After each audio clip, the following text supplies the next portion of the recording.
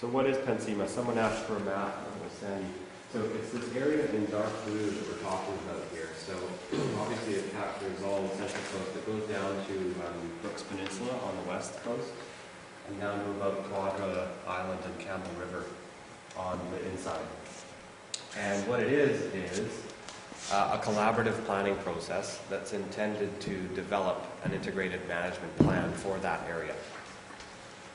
And the goal of that plan, in very broad terms, is to both ensure sustainable human use and also to conserve ecological diversity.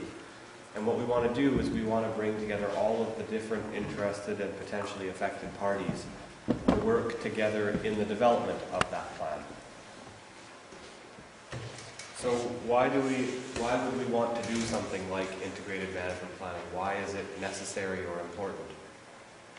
Well, just to help illustrate this, this is a map with a bunch of different themes on it, and we could add another 30 themes onto this, because each of these represents a different use or a different ecological value of some sort, and as I'm sure you all know, there's a lot of those that relate to oceans, but here's just a handful.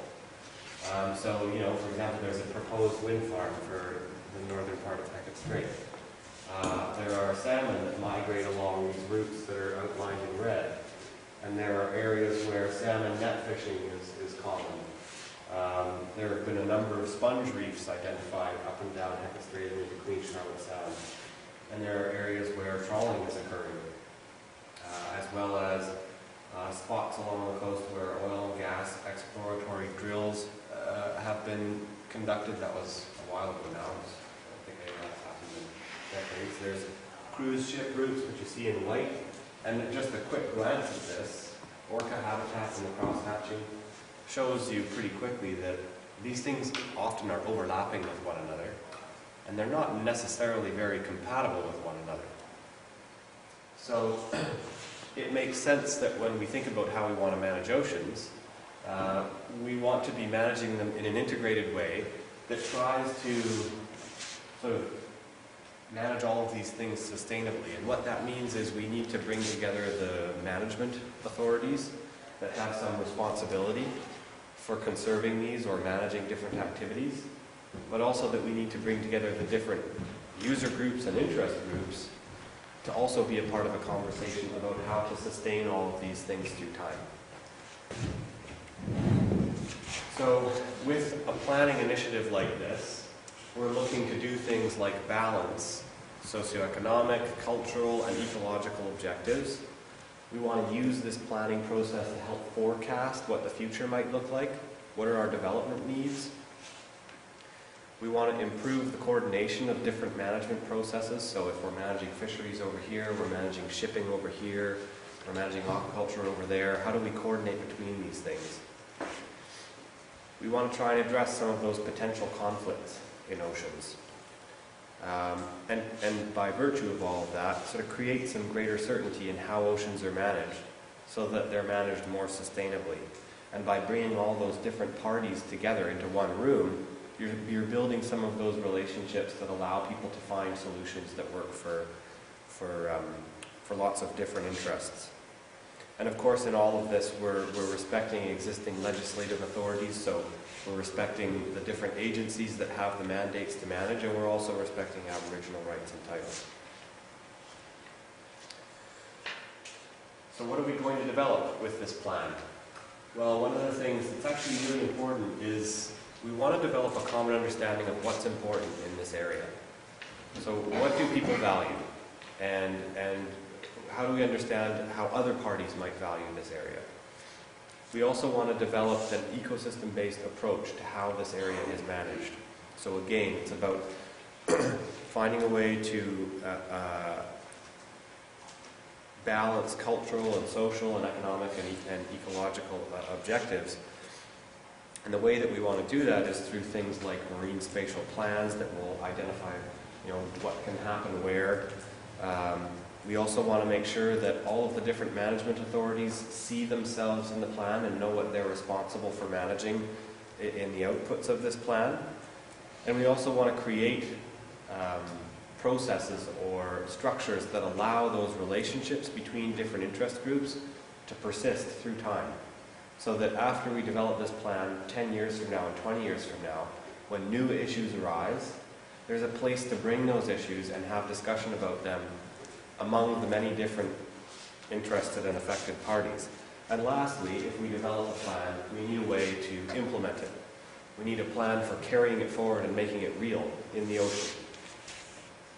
So those are all parts of what we have to develop in the planning process. So what's happened in the last year?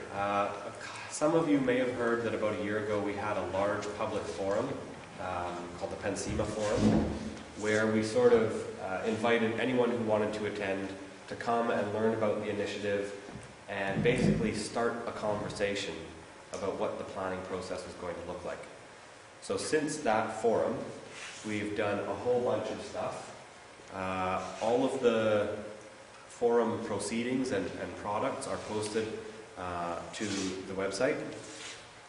There were about 380 people who attended this forum, so there were a lot of things that were generated out of it, and you can find all of that stuff at the web address here.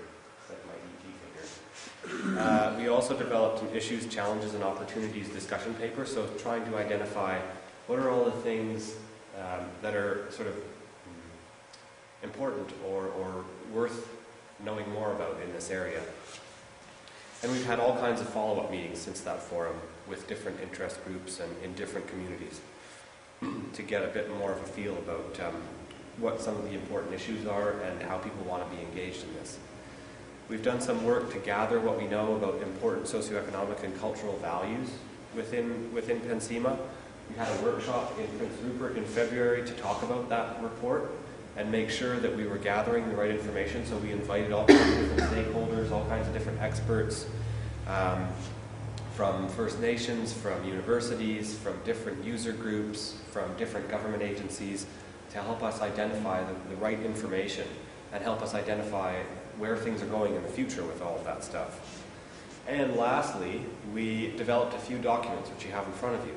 And one of them, the engagement strategy, we want to focus our discussions on here tonight.